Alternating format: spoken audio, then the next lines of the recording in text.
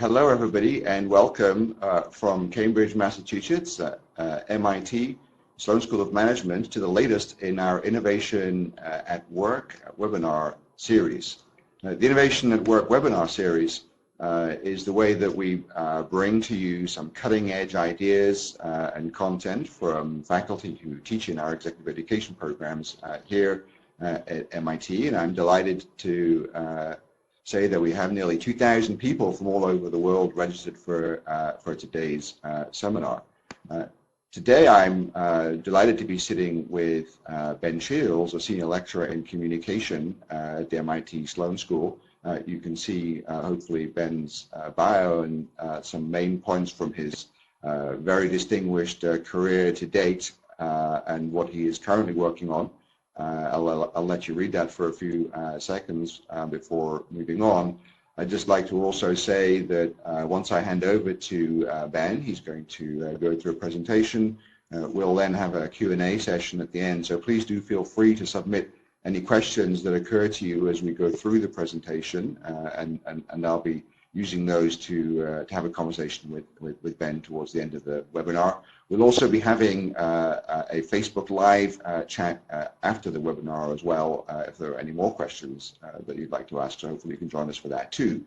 With that, it's my pleasure to hand over the microphone to Ben Shields, and perhaps just start by asking Ben to tell us more about today's topic.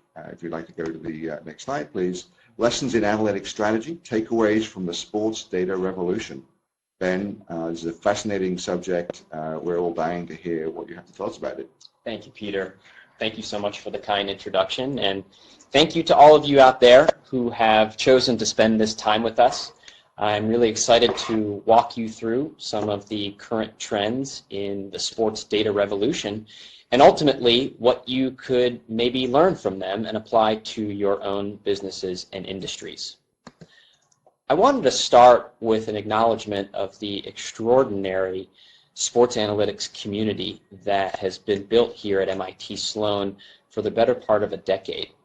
As some of you may know, in 2007, Daryl Morey, who's pictured in the center there, also the general manager of the Houston Rockets, and Jessica Gelman to the right, who is CEO of the Kraft Analytics Group, co-founded the MIT Sloan Sports Analytics Conference. And since then, this conference has been a dual event on the sports calendar and really a nexus point for cutting-edge best practices and research in sports analytics.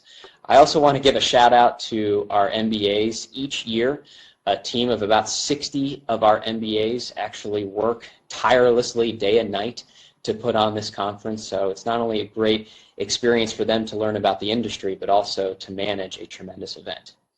But out of this community, we have learned so much about the innovations in the sports analytics space, and so I come to this talk today armed with a lot of these best practices from the conference, as well as lots of other research that we've been doing across the field.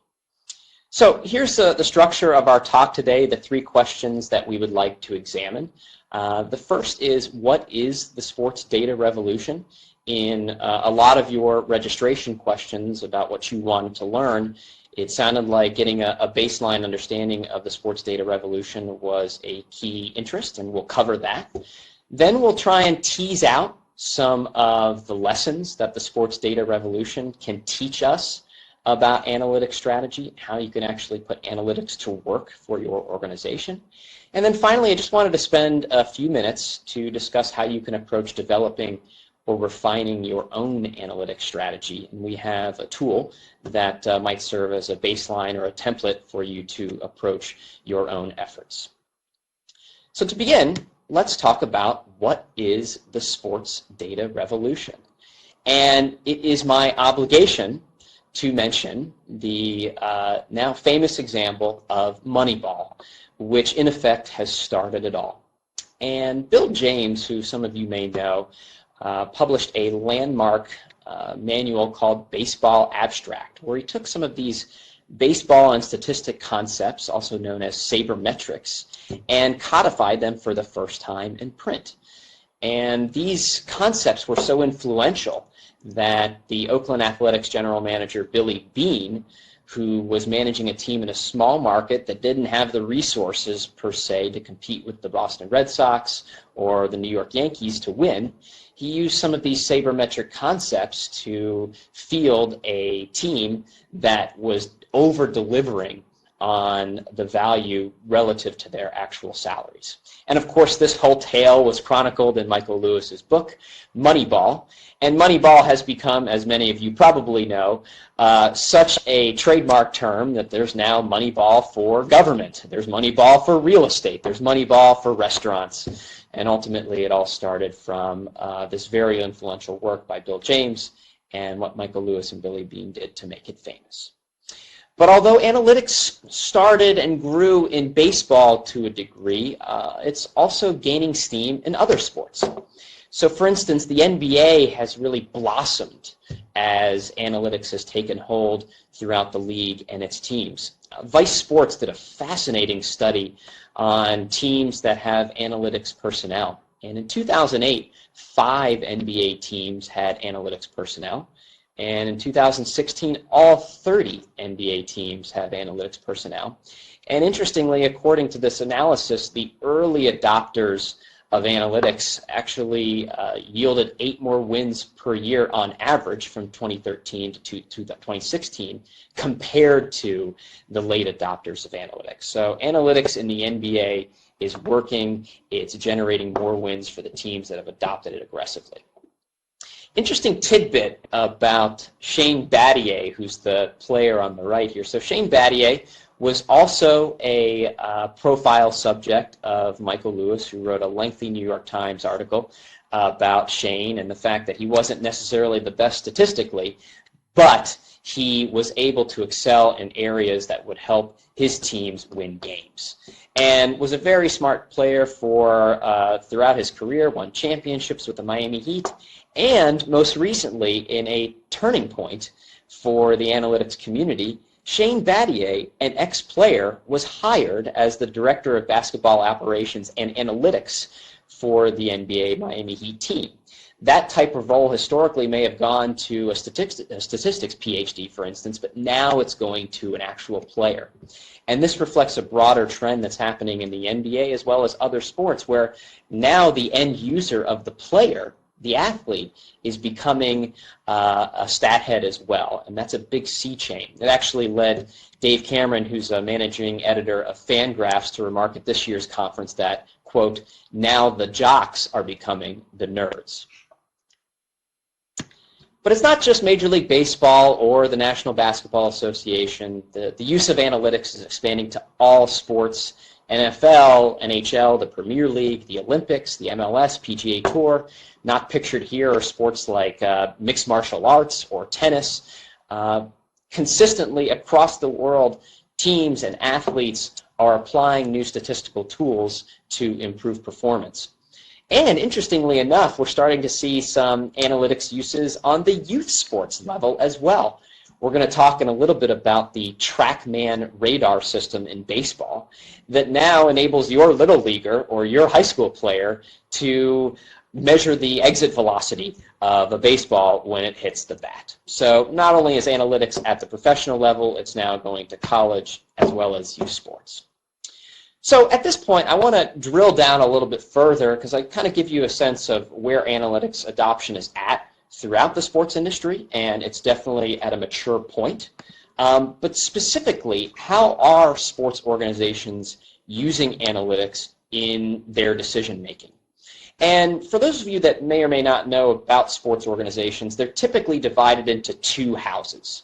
One house is everything that happens on the field.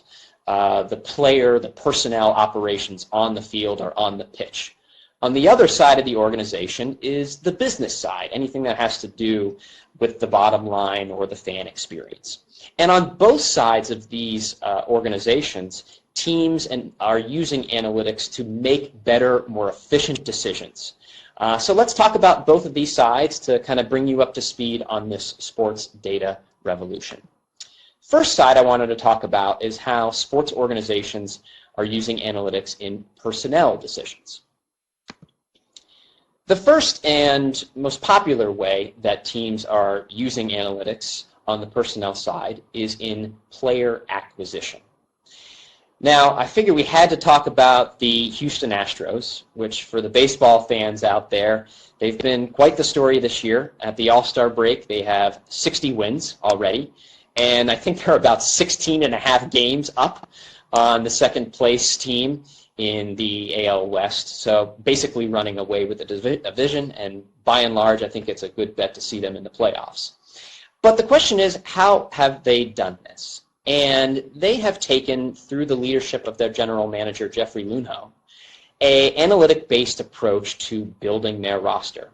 Now, Luhnow has been a former McKinsey consultant, and he actually worked for the St. Louis Cardinals and their baseball operations organization, and has since been anointed the GM of the Astros. And one of the first things that Luhnow decided to do when he got to Houston was implement a very controversial but largely effective strategy of tanking. In other words, he traded away many of his high-priced stars and veteran players to accumulate as many draft picks as possible. This is ultimately giving the team as many cuts or bites at the apple, to use that expression, as possible. Now, tanking just to get draft picks is one side of the equation. The other side is, well, what do you actually do with those draft picks? What players do you select?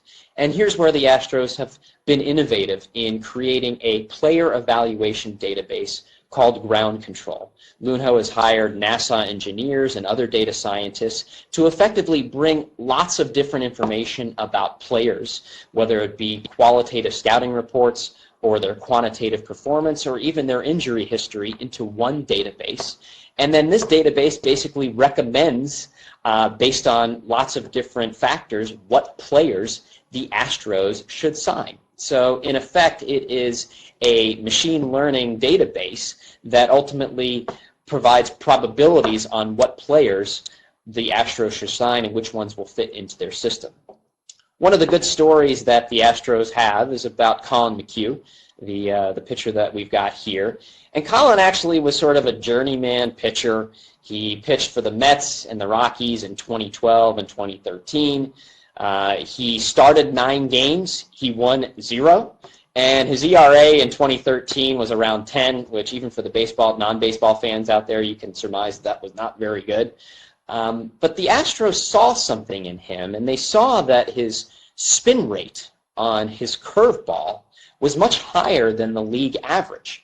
And with that insight and that metric, they decided to take a chance on McHugh at a very low annual salary. And with the right training and the right location practice, he blossomed into a very productive pitcher for the Astros and has exceeded the value that they signed him at.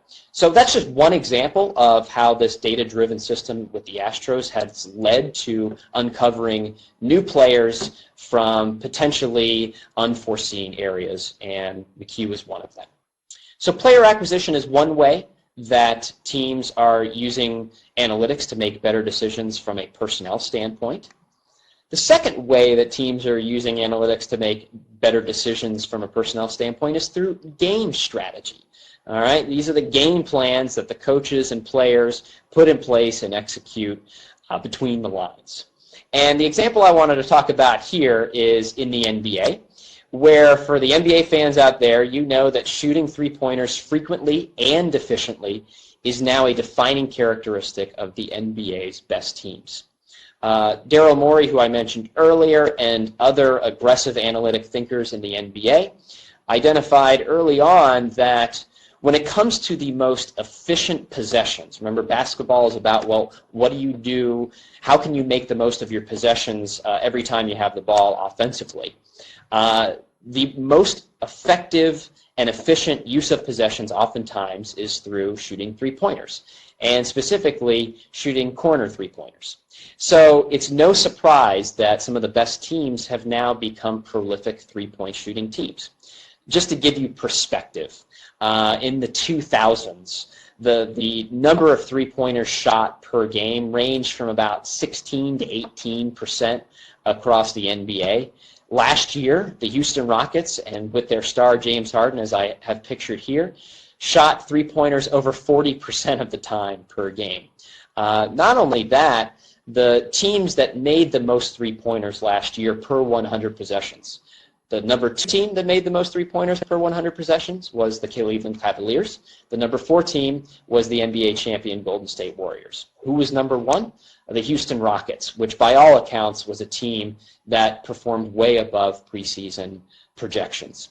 So this is a very clear example of analytics uncovering new shots that teams ought to make, and some of the best teams acquiring players that can shoot threes well, that then lead to wins, and in the Rockets' case, wins that exceeded expectations.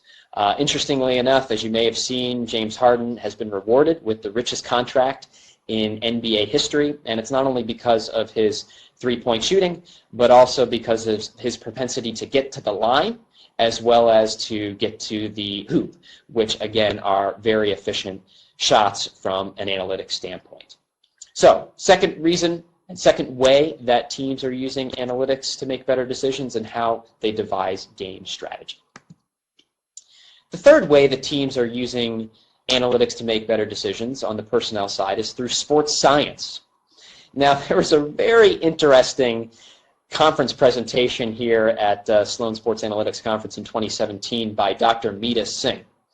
And she is a researcher on the science of sleep, and basically made this comparison of comparing impairment from sleep deprivation to alcohol. And the slide that she had there was getting 6 hours of sleep is equal to 2 to 3 beers. Getting 4 hours of sleep is equal to 5 to 6 beers. Getting 2 hours of sleep is equal to 7 to 8 beers. And getting no hours of sleep is equal to 10 to 11. Not recommended. But what was interesting about her Science of Sleep presentation at the conference this year is it symbolizes a broader movement in the sports industry to more effectively track athlete biometric data.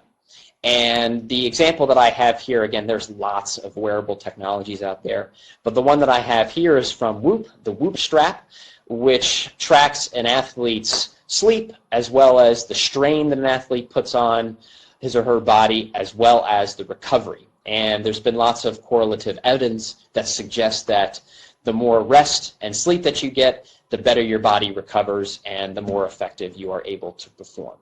But this idea of sports science and using wearable technologies to help athletes not only improve performance but also prevent injury is a burgeoning and very exciting area for the sports analytics community as well.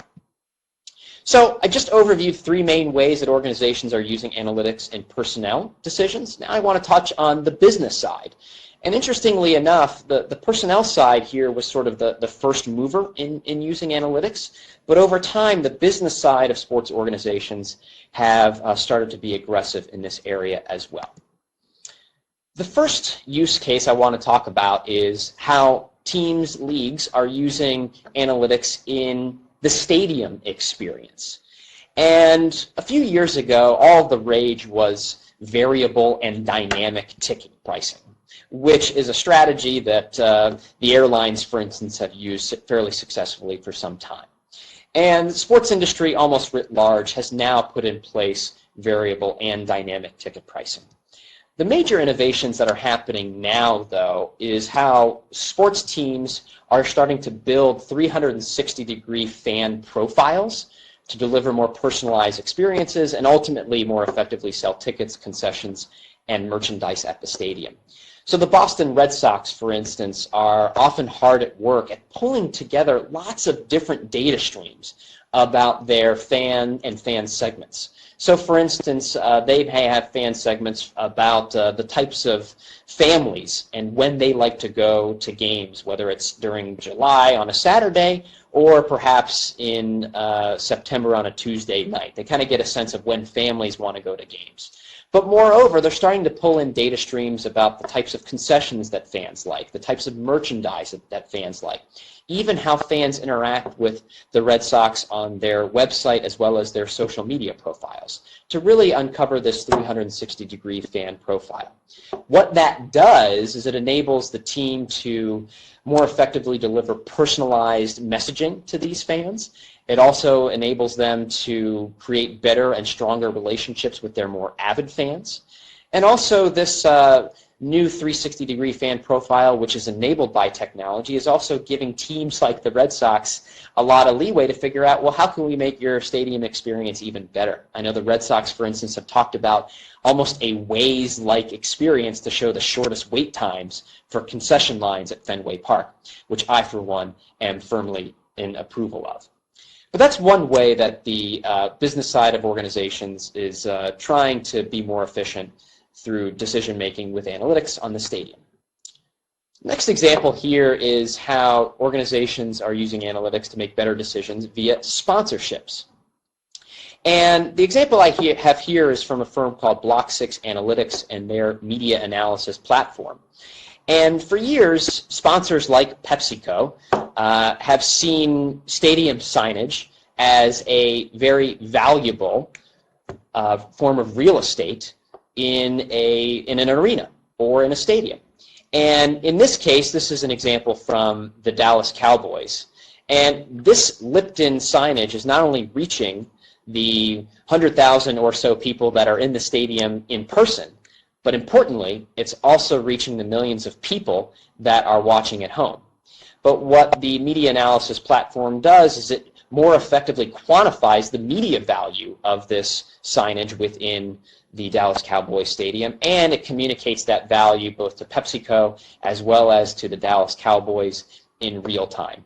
And this is an improvement from a sponsorship standpoint because this type of measurement in a non-analytic phase used to be potentially put together through manual computation, whereas now Block 6 Analytics is using computer vision and machine learning to crunch the numbers on media value and communicate it in real time.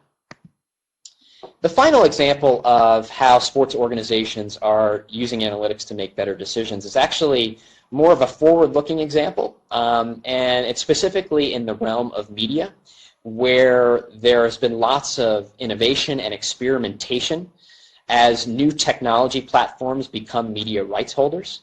And as a result, the benefit here is that measuring the quantity and quality of sports viewership promises to be more robust. The example here is with Amazon Prime's recent deal to stream 10 Thursday night football games this upcoming fall season. And these Thursday night football games are only going to be available through Amazon Prime, but you can also watch them on NFL Network if you get cable, or on CBS or NBC. But for those that are watching through Amazon Prime, this opens up a whole host of data and analytic capabilities. So not only will Amazon and its NFL partners know who watches and for how long, they may also be able to say, okay, well, what type of sports merchandise do these viewers want to buy? What type of groceries are they going to buy through the game as a result of Amazon now owning Whole Foods? So there's a new movement here with technology partners in play in broadcasting or streaming sports media, and that represents a whole host of research opportunities that are going to be very exciting for the field going forward. So that's just an overview of the sports data revolution and how sports organizations are using analytics in both personnel and business decisions. Tried to give you an overview on the personnel side, how teams are using these tools for player acquisition, for game strategy, as well as from a sports science perspective to improve the performance, as well as prevent injury from their athletes. And also on the business side, we talked about the stadium experience and how teams are trying to deliver a better experience to fans by knowing more about their preferences, how teams and sponsors are more effectively valuing the media that they are selling and communicating that value in real time. And then I mentioned some of the really interesting new trends in media and how that will lead to more insights into how and why fans watch sports online. So as we move forward here with this understanding of what the sports data revolution is about, the question is, well, what can we learn from this revolution, and what does it teach us about analytic strategy? We may have people in the webinar here that work in sports, in which case some of these lessons will be immediately relevant to you. But we may have a large number of people in our webinar today that don't work in sports, in which case what can we learn from this more mature analytics industry to apply to your own challenges and organizations? I should say that there are a host of lessons that we could go through. Unfortunately, we don't have time to hit through everything. But I did want to identify a few that I felt would be relevant to our conversation and that could be a nice starting point, especially as we head into the Q&A. So the first lesson potentially is the most obvious, but arguably is the most difficult. And that is define clear and specific goals. And the sports industry does benefit, especially on the personnel side, from having very clear goals that everyone rallies around, and that is to win games. There's no debate about, on the personnel side, what the goal of the organization is. And that helps frame out a lot of the ways that these decision makers use analytics, because it's all toward that goal of winning. On the business side, we're starting to see organizations like the Golden State Warriors and plenty of others that identify the clear and specific goal of deliver a best-in-class fan experience across all platforms as a key goal. And these teams recognize if they can do that successfully, be as fan-centric as possible, then they'll not only drive more revenue, but also operate more efficiently. So the first key lesson here is define clear and specific goals. Again, obvious, but very important to mention because it is the start of any analytic strategy.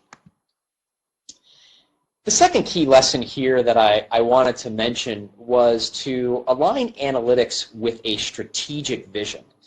There's this whole notion that, oh my gosh, we have all this data now, we're equipped with so many interesting and fascinating analytic tools, but in the end, they need to support a broader initiative. And in sports, we see some useful analogs. So in American football, for instance, there is the system, the offensive or defensive system that is often unique to each team.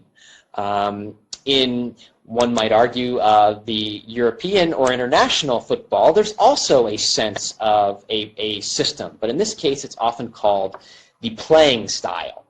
And there's been some really interesting work done in the football or soccer analytics community to build out quantitative models about a playing style for a soccer team.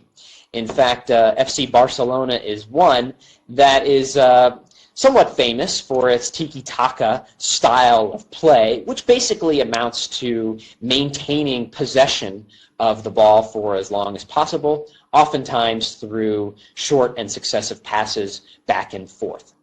That particular style notwithstanding, what we're seeing some sports organizations do is create quantitative models of their playing style or of their system, and then evaluating players based on where they've played before or their core skills to see if they can fit in that system. But ultimately, this whole process doesn't work unless the team has a very clear strategic vision of its system or of its playing style, in which case analytics can help them evaluate and find players to fit into that system. So very important that you got to have that strategic vision that can be the frame for your analytics work. The third key lesson that I wanted to talk about was that many sports organizations are successfully integrating multiple data streams into the decision-making process. And this is a really important discussion that has happened in sports over the last 10 or so years. And what we found is that for the analytic skeptics, right, that don't necessarily buy into the numbers, there's often this debate about analytics being an either-or proposition. And the fact is, even the most savvy analytic decision makers in sports do not view analytics as either-or. In fact, they see it as a complement to the existing forms of information. That could include, in this example, qualitative assessments from scouts, or could include character or behavioral interviews during a recruitment process. And to sort of bring this example home, I have a great story from Ben Alamar, who's now the Director of Production Analytics at ESPN and has authored a book on sports analytics. And he was involved in the selection of Russell Westbrook, this year's NBA MVP, by the Seattle Supersonics, long live the Sonics, who are now the Oklahoma City Thunder. In any event, Russell Westbrook at UCLA was a shooting guard, and there wasn't a ton of traditional statistical evidence of whether he could actually make the transition to a point guard, which is what the Sonics at the time needed. So you had this scouting report of Russ, tremendously hard worker, incredibly athletic, gets better year over year, but can he actually play point guard? And what Alamar was able to do is create a new metric that tried to understand if his passes ultimately led to assists or putting his teammates in a position to make a basket, which in the end is one of the core responsibilities of a point guard. And based on Alamar's analysis, it was a referendum that, yes, Russell Westbrook could, in fact, set up his teammates to score. Lo and behold, they draft him at number 4, and ultimately he is a perennial NBA MVP candidate and won this year, in fact, by producing more triple-doubles than we've ever seen in recent history. So that's all going back to not only combining some of the qualitative information, but rounding that out with the quantitative information, because it is not an either-or proposition. The next lesson that I wanted to touch on for any analytics strategy out there is to invest in data capture technology. I think the key takeaway here is that we would not have seen the revolution in sports data if it were not for these new technologies to capture reams and reams of data. Major League Baseball, for instance, first installed the Pitch FX tracking system in 2006 in its ballparks. They have since transitioned to TrackMan radars and the StatCast system. But the bottom line here is that these new data capture technologies open up all sorts of new metrics like spin rate, which I talked about earlier, exit velocity, the bat, and making contact with the ball and how fast it comes out, launch angle. If you watched the Home Run Derby a couple nights ago, you would have seen some of these metrics during the broadcast, but it's all driven by these data capture technologies. Moreover, the NBA has benefited from this as well. In each of the NBA arenas, there are 6 cameras that catalog about 20 frames per second, all in the rafters. So these new data capture technologies are driving the analytical innovations in sports. And as it relates to you and your organization, do you have the right data capture technology to get you the new metrics that you need to be more effective in your decision making? That is a key question for all of us to consider. The next lesson that I wanted to hit on was to hire data scientists and translators. It is ideal that you hire people that can both manage data, clean it, analyze it, as well as translate it. Sometimes you're not going to find people that can do both of those things. But both of these skill sets are absolutely critical, especially if you want to use the data that you are collecting to actually drive action in your business. The example that I wanted to hit on here of both a data scientist and a translator is Kirk Goldsberry, a great example, who is a former academic, didn't necessarily study sports at all, but then became fascinated with data visualization and was also a basketball player and a basketball fan. And he started creating these amazing shot charts of lots of different NBA players, and he was a staff writer at the website Grantland and also did some work for 538, and became so well known for his analytical as well as his communication abilities that the San Antonio Spurs, a very well-respected organization within the NBA, hired him as a VP of strategic research. And I think in part it's not only because of his brilliant mind, but also his ability to translate the meaning of the data that he is analyzing. The next to last lesson that I wanted to share is in the communication realm as well, and that is to establish a common analytics language across groups. analytics can be a little intimidating for some, let's be honest. It's almost sometimes like learning a different language. Some of the statistical methods are hard to understand for some people within an organization. Even the end users, have a difficult time implementing some of the insights from analytics. So really trying to actually develop a new language that everybody can understand is something that we've seen successfully implemented in the sports industry. The example I have here is from P3, which is a cutting-edge sports science facility out in Santa Barbara, run by Dr. Marcus Elliott. And they try to improve athlete performance and prevent injury. And what they've done is put together a cross-functional team of sports scientists, biomechanists, trainers, as well as athletes to effectively test athletes and determine what they need to improve their performance. So the example that I got is, sometimes they treat athletes for valgus deviation. I didn't know what that was. I'm not sure a lot of athletes know what that is either. But instead of using doctor terms, Elliott and his team work really hard to use more layman's terms and just say that actually when you jump, your knee is falling in by 15 degrees. And we need to make sure that your knee does not go in that manner. So instead of treating valgus deviation, they're treating how much your knee is going in when you land.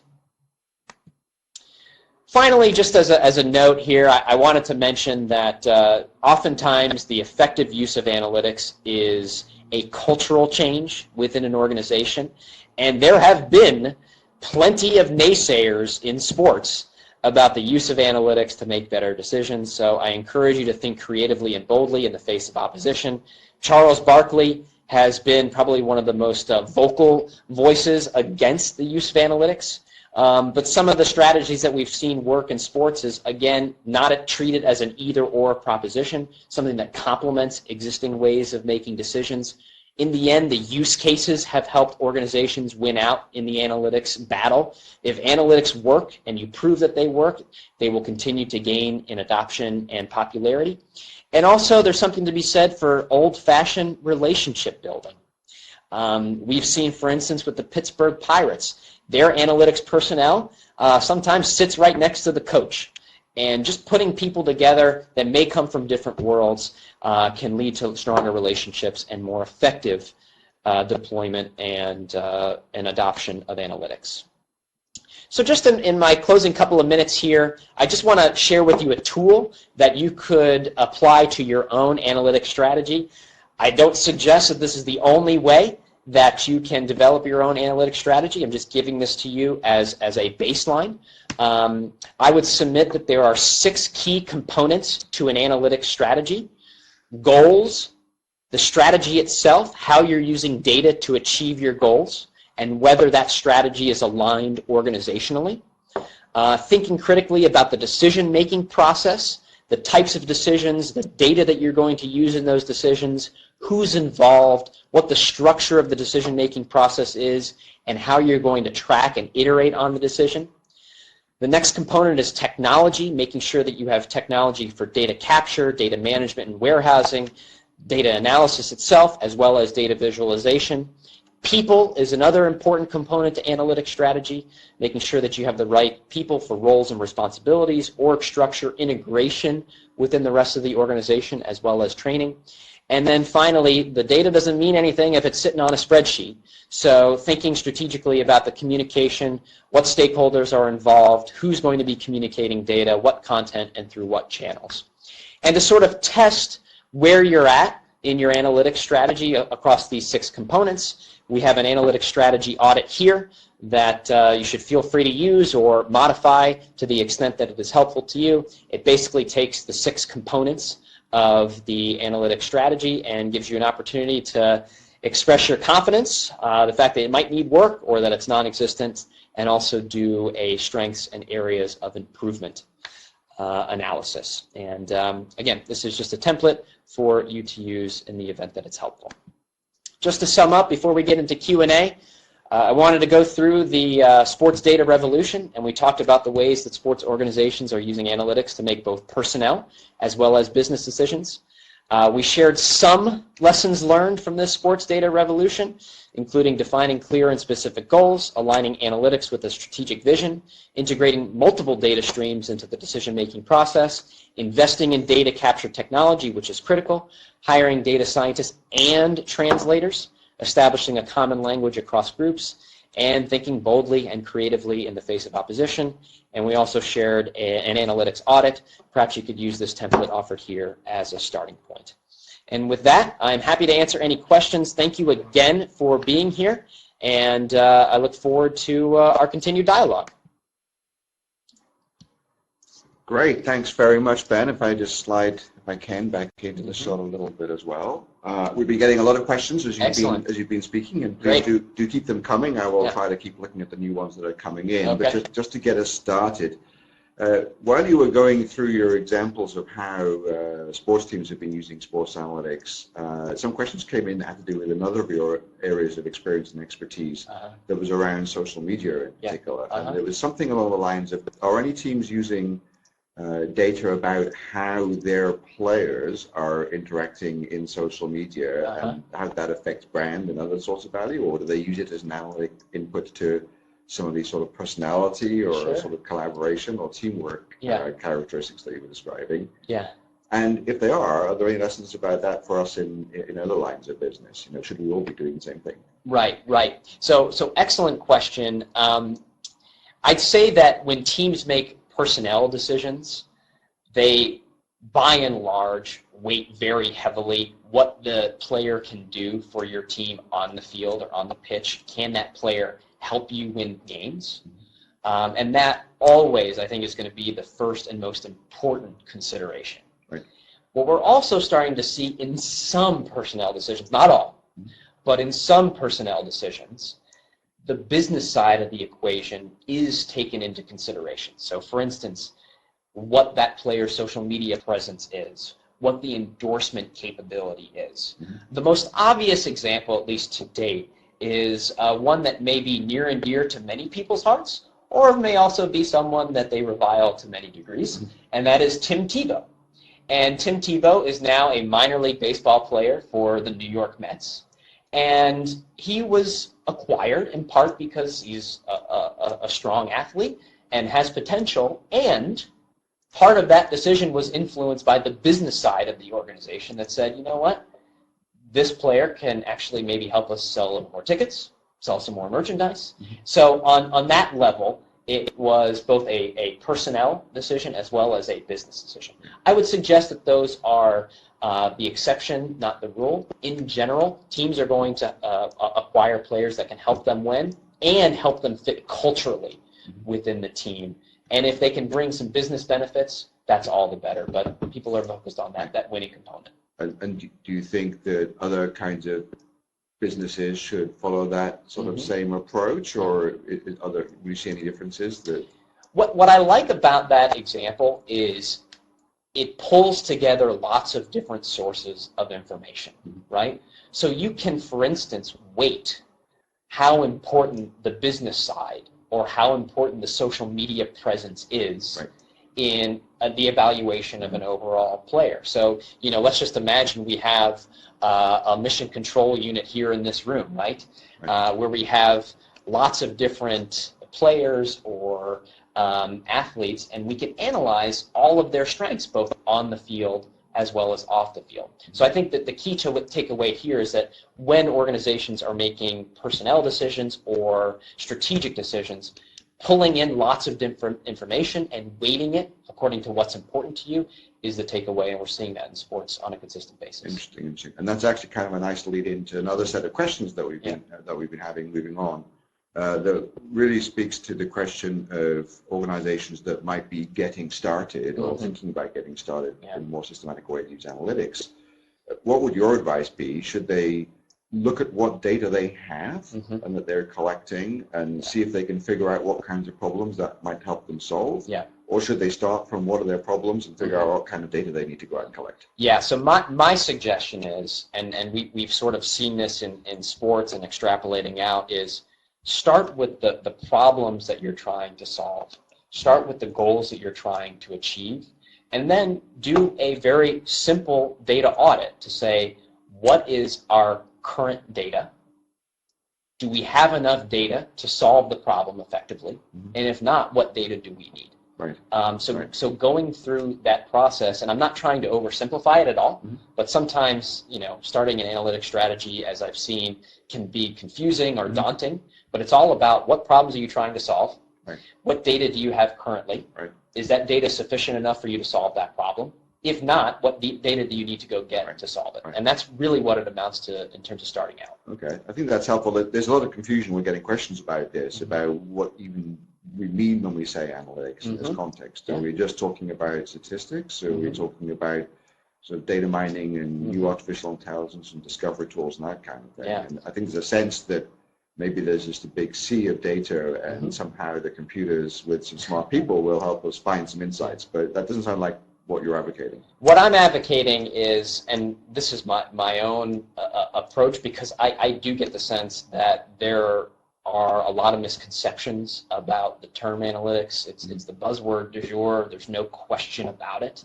But the way that I try to encourage people, especially when they're just starting out, to view this process of using both qualitative and quantitative information to make better decisions.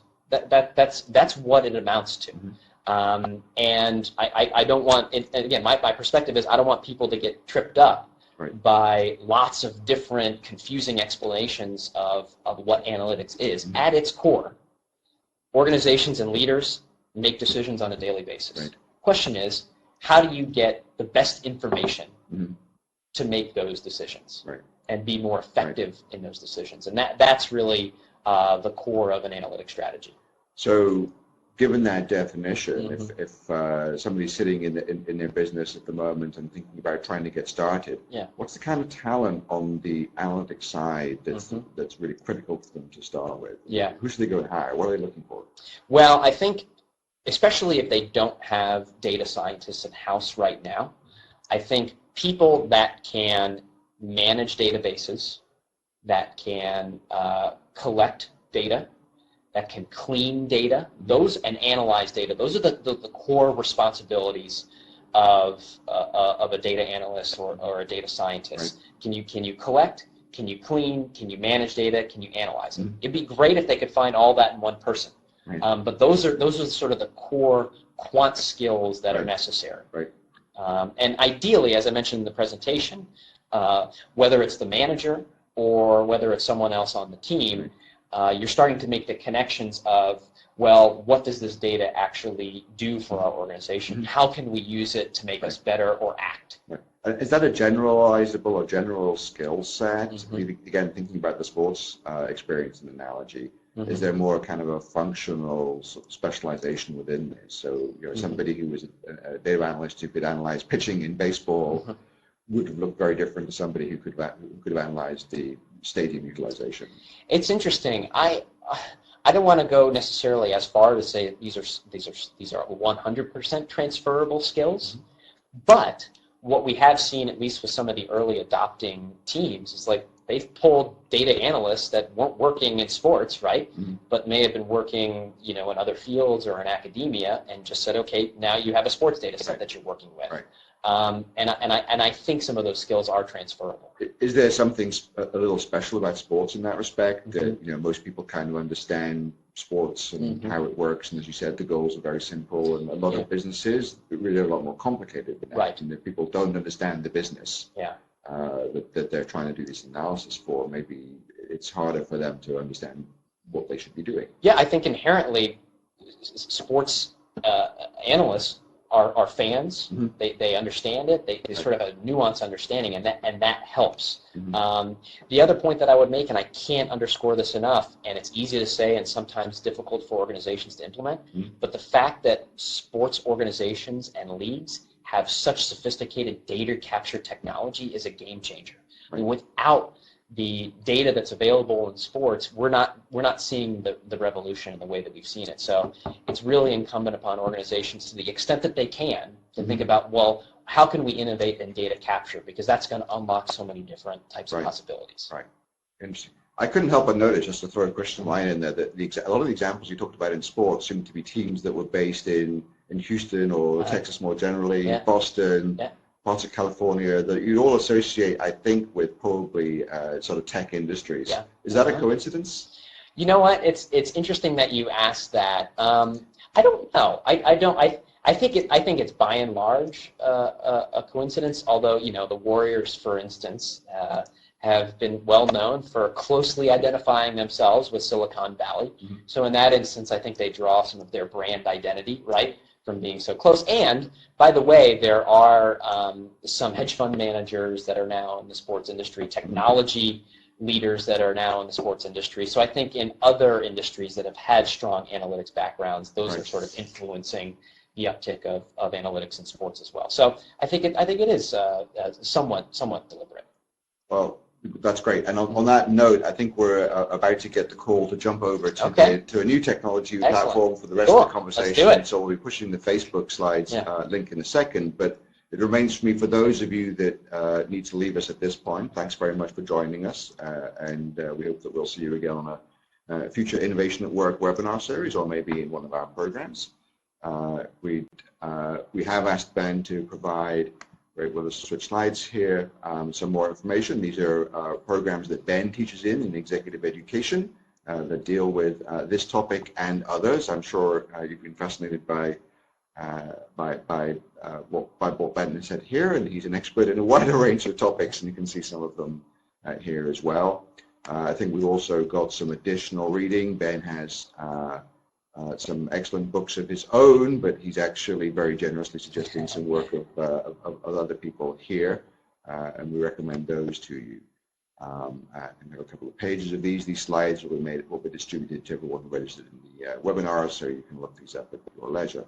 So with that, it really leaves me to thank Ben once again for this part of the webinar. Thank you all for joining us.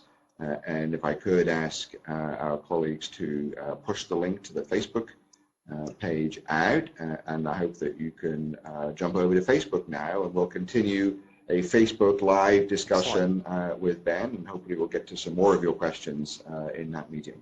Right. And if I can, I just want to thank everybody for being here. Thanks also to the MIT Sloan Executive Education team for hosting me, and also want to thank my research associate, Michael Schember, who has been instrumental in our work here in sports analytics management. So thank you all, and hope to see a large number of you over on Facebook Live.